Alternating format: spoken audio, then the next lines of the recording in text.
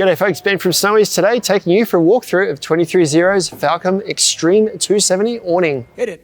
This awning has a semi-freestanding design, has integrated telescopic poles for extra stability, integrated lighting, and offers 11.5 square meters of coverage and its 270-degree design. Before we dive in, we've got loads more content like this on our channel, so make sure you like and subscribe below. Now let's jump into the product.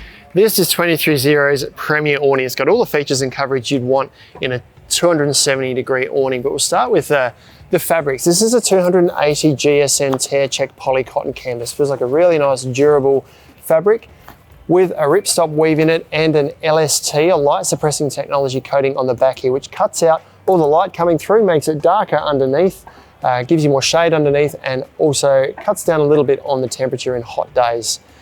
The poles are all a cast aluminium, so you've got upright cast aluminium telescopic poles here that when they're not, or for pack up, they fold up against these cast aluminium rafters here. You've got a strap here that secures up against. You've got, see how these are made with a rafter across the top, and then this angular one for that extra support here, so a little bit like a truss, I suppose. Nice 23Zero branding there, and that's all secured back to some heavy duty cast aluminium and stainless steel components here to secure it against 180mm by 20mm backing plate here. Two extra poles at the front that we'll get to shortly, but this backing plate is contained within the polyester cover here for transport. So when this zips over, it covers the backing plate and the awning all inside for extra weather protection. Now each of these rafters has got integrated lighting. So these strips here are all lighting that is integrated within the awning. So you don't need to add lighting, it's all ready to go. You get this wiring loom included that just plugs into these sections or these little plugs here on each of the rafters. There's 3 at the back here, 1 at the front that we'll show you shortly. That's powered by USB. That all packs up inside this little pouch here. Now I've got my own USB power bank here just tucked in there, so it's up and out of the way. That powers the lights, and then you get a switch on here that scrolls through 3 different light modes, through a warm light and then off again, and you can also dim them up and down. So if you just want a little bit of light underneath here, you can dim the light right down. Taking a bit of a walk through of the awning, the backing plate here, as I've mentioned, nice big backing plate. These are the straps that you use to secure it up against the backing plate when it's packed away. This is the extra rafter at the front here with another integrated lighting. This cable goes right through to this point here, so you've got lighting at the front. At the front of the backing plate here, another bracket with 2 rafters attached to it and another light in this one here. There's no light in that one. That sits flat against the vehicle, but it has a sail track on the back so you can attach this weather skirt. Now this can go on the front or the back of the awning. You'll see shortly I would be able to put this on the back because of the ladder and the poles for the rooftop tent that's on top of this vehicle. But I've slid it in here and I can just tuck this up and over the top of my roof rack there, just to give me a little bit of extra weather protection over the top of my passenger side doors here. It does have a guy rope on the corner there, so I can peg that right out over there if I like to keep it in place, but just stops the rain from coming in through that gap.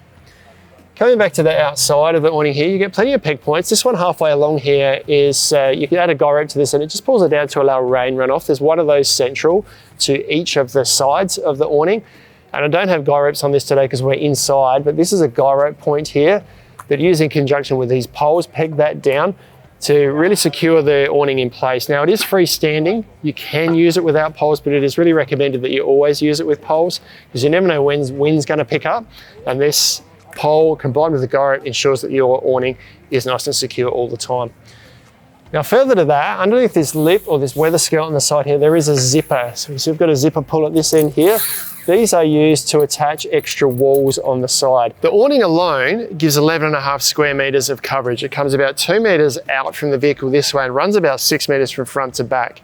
And if you add the walls to this awning here all the way around, you get about 25 square meters of coverage, which is enough room for an entire family to camp in. And certainly a nice weatherproof space for you to bunker down right next to your vehicle if the weather turns sour. Now, a few extra things to show you now. I'm at the back of the vehicle here. Firstly, how this awning is mounted. So you can see these are the brackets. You get 3 of these brackets included.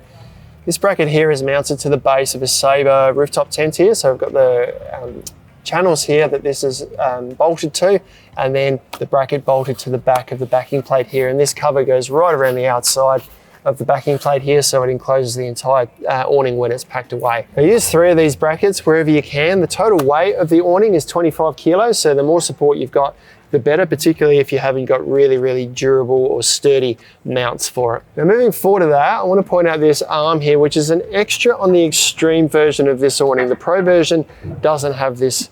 Reason being, the cars with a lift up tailgate are going to collide with this. That tailgate's going to lift up and hit this rafter here. So this gives extra stability for vehicles that are set up like what we've got here or with barn doors. But if you do have a lift up tailgate, have a look at the Pro version, because your tailgate is just going to hit fabric here rather than the rafter. That's the main difference between the Pro and the Extreme version. But this rafter here also has the lighting in it, so you get that extra lighting for the Extreme version as well.